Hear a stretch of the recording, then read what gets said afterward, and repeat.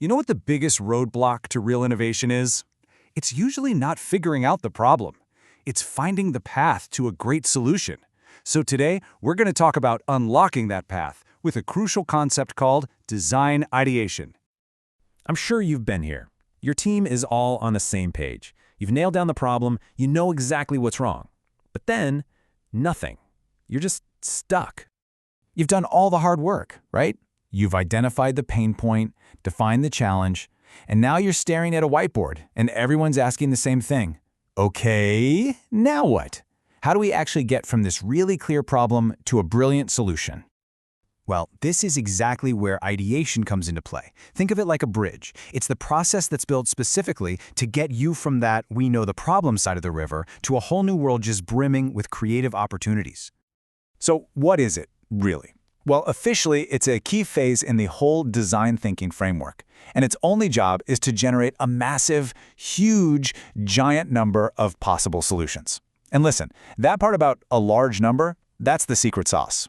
We're going to come back to that. But here's a much better way to think about it. Ideation isn't really just about cranking out solutions. It's a total mental shift. It's about consciously deciding to stop analyzing the problem you have and start imagining all the incredible opportunities you could create. And to make that shift actually happen, there's one single golden rule you have to follow. Now, it's going to feel a little weird, maybe even counterintuitive, but it is absolutely essential for any of this to work. And there it is. This is the heart of it all. Right here, in this phase, your goal is not to find the one perfect idea. Nope. Your only job is to generate as many ideas as you possibly can. The good ones, the bad ones, the completely wild and ridiculous ones. You want them all on the table. This really breaks it down perfectly. When you're in an ideation session, you have to force yourself to live on the left side of the screen. It is all about quantity, free thinking, and embracing those wild ideas. You have to fight that natural instinct to judge, to worry about if it's practical, or to shoot down an idea before it even has a chance to breathe. That stuff comes much, much later. So, why is this rule so important? Because it's designed to break our normal, critical, analytical brains for a little while. That one impossible idea that gets thrown out might seem like a total dead end, but you know what? It could spark a completely different thought in your teammate, which leads to something truly innovative. The wildest ideas are where breakthroughs are born, because they force us to step outside our assumptions. Okay, so we get the mindset, but how do you actually do it? Let's take a look at what a good collaborative ideation session really looks and feels like. A great session is built on these things. It's this awesome mix of people sharing thoughts, sketching things out, and just talking through possibilities. But honestly, the environment is everything. You have to create a space where everyone feels like they can contribute, where they know their voice matters, and that no idea is going to get shut down.